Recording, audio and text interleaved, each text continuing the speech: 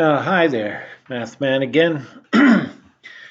And in my last video on imaginary numbers, we looked at one of the earliest sources where imaginary numbers could have originated as far back as Heron of Alexandria. This was an ancient Greek who had tried to determine the height of a pyramid given certain parameters because you just couldn't get a ruler and measure it.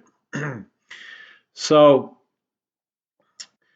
the result was that the equation he came up with yielded a negative, the square root of a negative number. Well, that got me interested in finding the volume of a pyramid. And there are two types of pyramids. There are triangular pyramids and there are rectangular pyramids. And so let's, I've got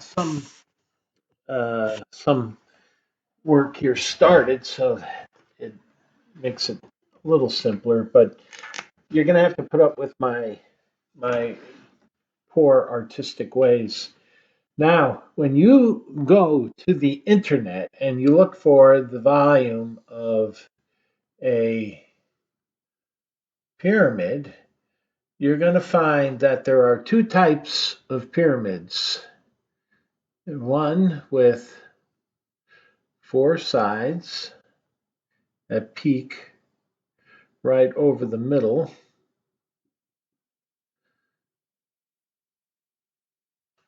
and that is H, that peak. Oops, sorry about that. And you're going to find that they say that that it's given that the volume of the pyramid is V equals 1/3 the area of the base times the height, the vertical height from the pinnacle to the base.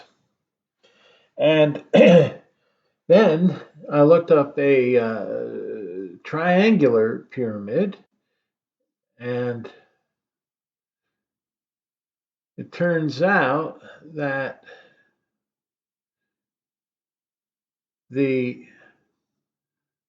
that's not a very good triangular pyramid.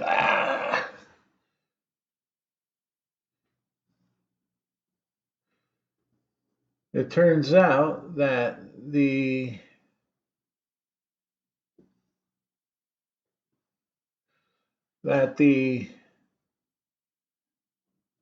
volume given for that is 1/3 the area of the base times the height. Now, how likely is that, given how different the configurations are, that you would get the same formula? And so I was intrigued by that, and I decided to do the integration to find the formula, to derive the formula. So I went out and I set up an integration for a square or square or rectangular pyramid, and I also did for the triangular period. And I had a little more trouble with the triangular period than I did with the rectangular. Well, I had not come up with this volume for the triangular pyramid, and I wondered why. And then I realized that we're talking about two different things, because the base of a square pyramid and the base of a triangular pyramid are different. So this is the triangular and this is the rectangular area, the base times the height. Well, the area of the base of the triangular pyramid is, that's h, 1/2 the base times the little height, not the pinnacle of the pyramid. And that h, given the Pythagorean theorem and knowing that if this is an equilateral triangle, you got 60 degrees, h equals the square root of 3 on 2b. So the volume is equal to 1, let's see, square root of 3 over 12, b squared h. And that's totally different from this, which is 1/3, and that's b squared h. So when you work it out, you see that these are just, they're not really given by the same equation. It just happens to be that, it could be confusing to people that the areas they're talking about are actually different areas. So I went and tried to set up the integration for this because integration is the way you find volumes, unless you find some non-intuitive, tricky way with slices and then uh, things going to zero as numbers get big. I don't like that. I like going straight to calculus. And here I've got a triangular period looking from on top.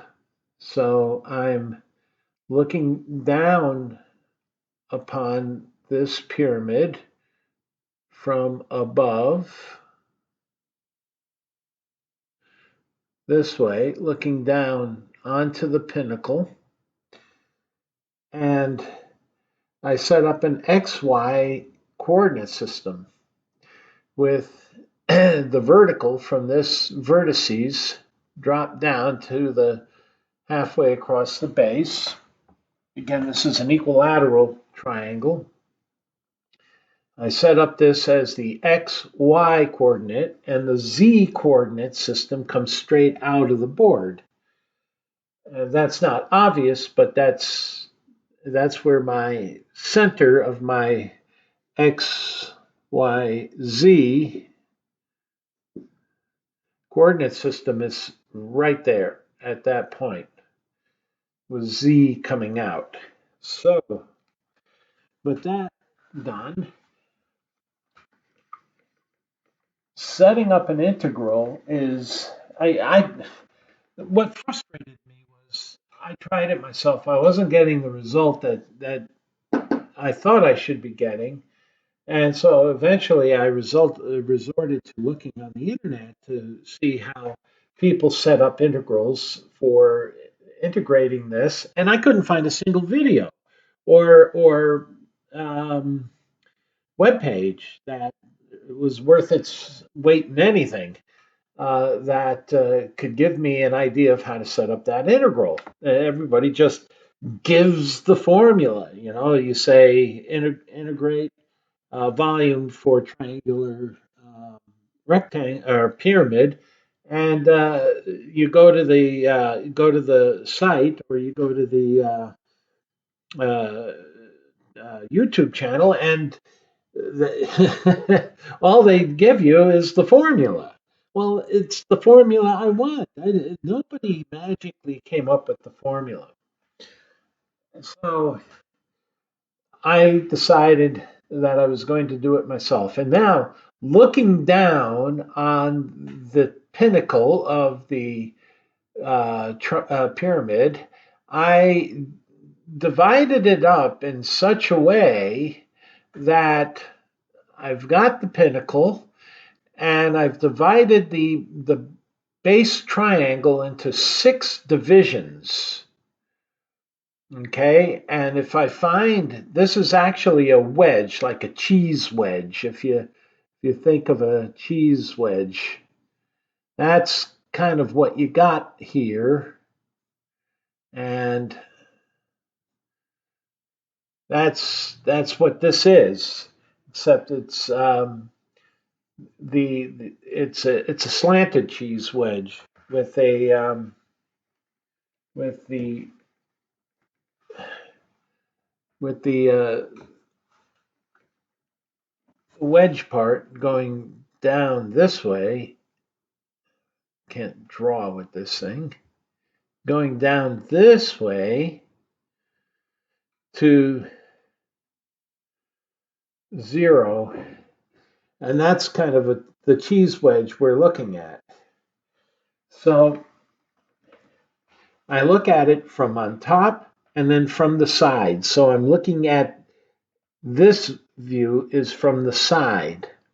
So now setting up the limits of integration. So I want to get x in terms of y.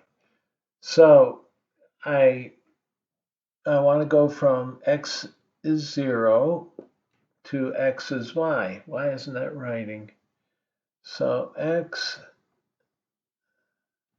so this is y, and that's x. And we know from trigonometry that this h here, h on b on 2, because that's the distance from here to that is b on 2, side b, so that's b on 2. And h over b divided by 2 is the tangent of 30 degrees, because this divides the equilateral triangle into two equal angles, 30 degrees each. So I get h using trigonometry. H is equal to b over 2 square root of 3. So that's what this side is. The height of that is b over 2 square root of 3. And so we use a little trigonometry again. And I'm going to have to move this over so I can reach it. So we've got tangent 30 is b on 2 square root of 3 on b on 2 equals tangent 30. And that, when you invert it, we have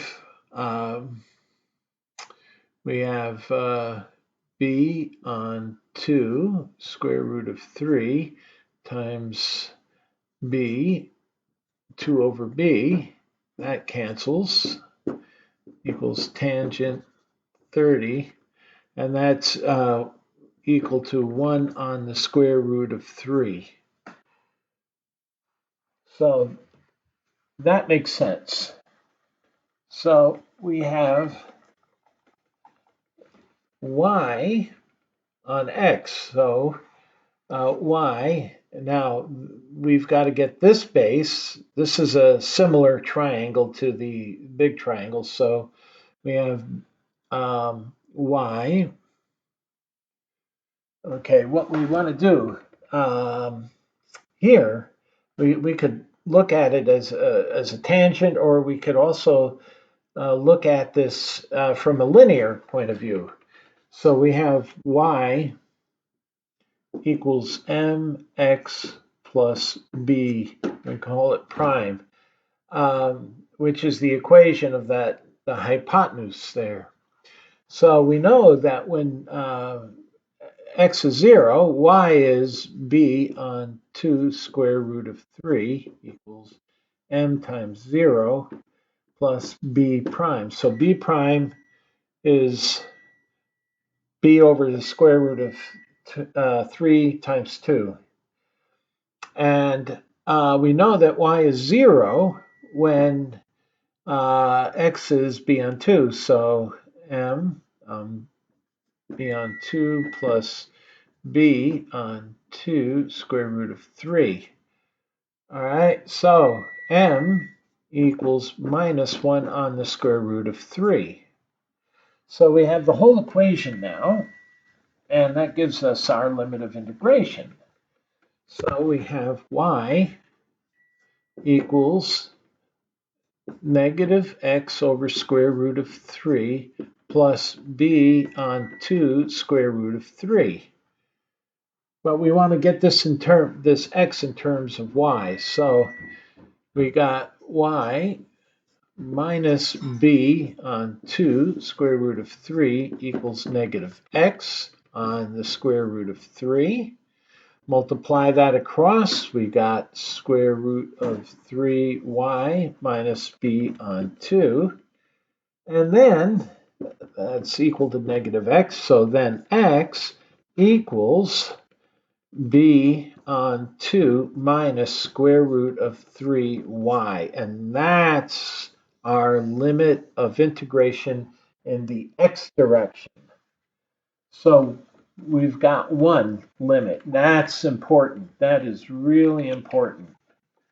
So that's what this is all about, setting up the problem correctly. So our volume is equal to 6. I didn't write that well enough. I don't like that. V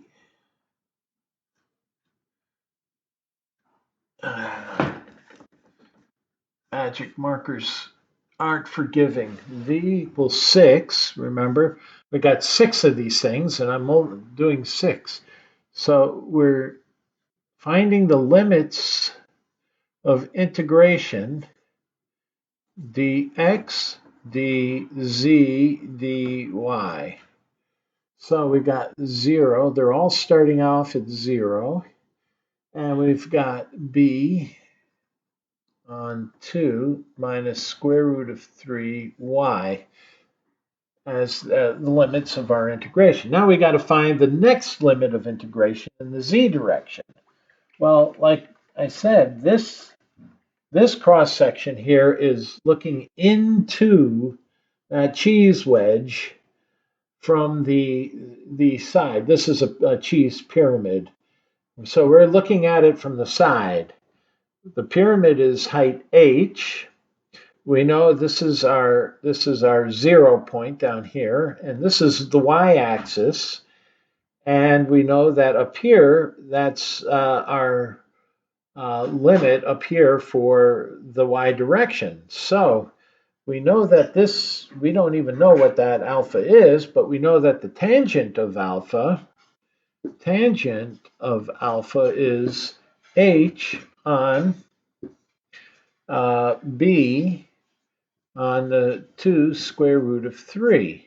And then you do a little manipulating, and you got 2 square root of 3 h on b. But also you want to find out what your limit of integration is in the z direction. So this is z at y. So z over y is this tangent is equal to the tangent of alpha is equal to 2 square root of 3 h b. Now we've got our limit in the z direction, 2 square root of 3 h b y. That is our second limit of integration. You see how we're thinking through this problem. So we go 2 square root of 3 h y on b. That's our second limit of integration. And our third limit of integration is simply 0 to b on the square root of 3 times 2. So we got b over 2 square root of 3. There we have it. That problem. Once you get to this point, your problem is solved. Because basically, when you do the integrations, you're going to end up with this. You're going to end up with v equals 6 uh, times this. We're going to leave this integration for last. Okay, this is 2 square root of 3 h y on b times b on 2 minus square root of 3y dy. And then you multiply that through, and you got 6, 0 to b on 2 square root of 3. And this is, well, you can take out that. So you got square root of 3hy minus, okay, so that multiplies, that's 3 times 2 is 6, 6 hy squared over b, all dy. Now we can do our integration in the y direction, and we've got 6 times square root of 3 on 2 hy squared minus 2, because you got 1/3 y to the third, so 3 divided into 6 leaves it 2 y to the third on b, evaluated from b on 2 square root of 3 to 0. And when you do this evaluation, you end up with the square root of 3 over 12 hb squared.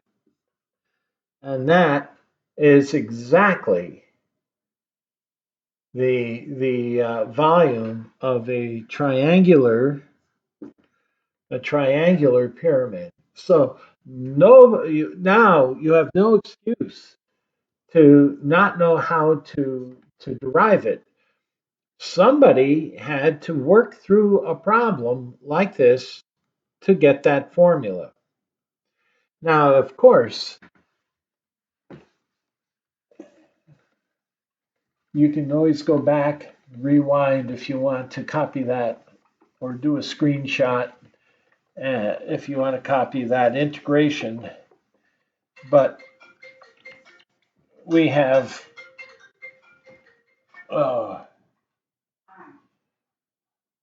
again, remember our volume for a triangle was equal to 1/3 area of the triangle base times the height of the pyramid, and the area of the base was 1/2 base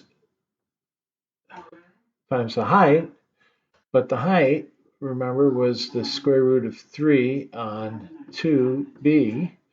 So area is equal to square root of 3 on 4b squared, and you plug that in, and you got square root of 3 on 12b squared h. And you can see these are equal. Exactly the same. So there. Now, I do the same thing for a pyramid with a base 4. It's just setting up the problem so that you have your limits of integration. You can determine your limits of integration. In fact, it's actually a little easier, because when you look at the pyramid from on top, you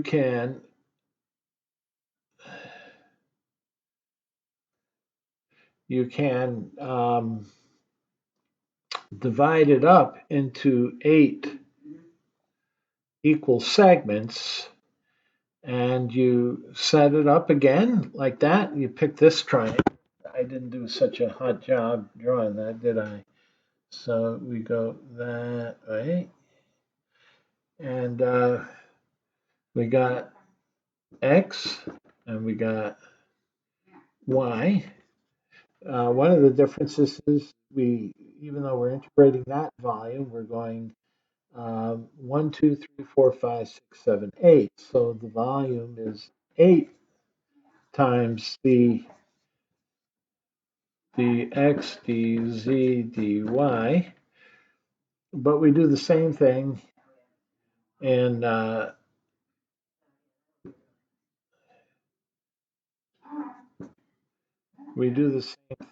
here in finding our angles. We know what our angle is here. This is 45 degrees. And then we find the equation here, y equals mx plus b. To find the equation for this, we put that result up there. These are all starting at 0. And then we do the same thing for z. We look at it from this point of view. This is y 0, h alpha, and this is b on 2. And so we have z equals 8 to h b on y, and so we can get the limits of integration, and we have the volume solved. It turns out that it yields a third also. It ends up being v equals 1/3 the area of the base times the height, where the area of the base is b squared h. And so that's for the square. I'll run through that integration when we get to integrating, but I had to do this because I couldn't just leave it, because there's nothing on the internet that I could find where setting up the limits of integration that made any sense. There was one site, and the guy made absolutely no sense. There was no logic to the way he approached the problem. And so it's all in about how you set up the problem and how you think through what it is you want. What it is you want are the limits of your integration. And that's really what the problem is, analyzing geometrically how you and trigonometrically how you get your limits of integration. And once you got that, you got the problem solved. It's a done deal. So I just wanted to at least get this part of it done. I mean, I have worked through the rectangular or square pyramid, and it actually was a little easier because the square configuration was easier than working with the triangular. And I was looking to get uh, a third, and I was wondering why I couldn't get that third. But in reality, it wasn't a third I was looking for. It was a 12th. It was the square root of 3 on 12 b squared h. And that's what threw me, because they give you the problem as 1/3 area of base h. And I mean, that's true, but that's not intuitive. And you're not going to, you're just going to either have to memorize it, but I didn't do that. I hate to just be given something and not know where it comes from. So that's where the volume of a pyramid, how it's done and how it's, and you can do that with cones. The volume of a cone, set it up such that you have the cone like that, and you set up your axis straight through, and you got you know y, x, z, and you got to use radial coordinates where x equals r cos theta, and then you integrate over 0 to 2 pi to get the area, and then you use this angle and this slope and tangent of the angle to and the distance, r, that's an r, to get the tangent with the height, and once you do that, once you get that, you got your z integration. But anything that deals with the volume is going to be a triple integration. But we haven't gotten there yet. So I just wanted to, I kind of gave you a preview of what's coming, uh, the types of things that we'll be looking at, and what you will be able to do on your own when you. I mean, it's just a shame that people aren't teaching how to think and work through these problems, because it's beautiful. That's what's fun. It's like a puzzle. That's really what it is. Mathematics teachers are really lousy at many of them are really lousy at giving you the really the way to think about a problem, the way to approach it. Um, and it's just a shame that that's the case, because I think a lot of people think that you got to be a super brain to be able to work it out. And I'm no super brain, and I'm able to do these integrations 35 years after I first was introduced to the whole approach by Dr. Charles Pine of Rutgers University, a remarkable professor who won the National Professor of the Year award. If anybody ever watches the Universe series, they may be familiar with Neil deGrasse Tyson and Alex Filippenko from Berkeley. Well, Alex Filippenko won the Professor of the Year award also. But he won it in 2006, whereas Dr. Pine won it in 1984 when there were only single recipients at that time. Now they have multiple recipients, but it, he was a fantastic professor. So anyway, I've talked enough, and I'm going to try my best to help you think through these problems, think through how to set up problems when we get to them. But we have a little ways to go. I mean, we have a little bit on vectors, and then we're gonna work on differentiation, and then we'll take a look at integration. And that's generally the way it's the order of things that it's taught. And so I'm going to try to progress in that way. I've tried to provide all of the fundamental or basic mathematics that's necessary for someone to understand calculus. And then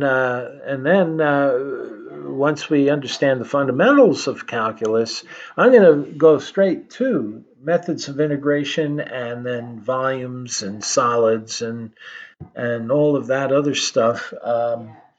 Because I think certain things like what math professors teach in Calc 1 is worthless, and the idea of volumes, trying to calculate volumes via rotation, and it's not intuitive at all. It's not intuitive. It's so much better to think through the problem and to set up a triple integral. So, when you deal with areas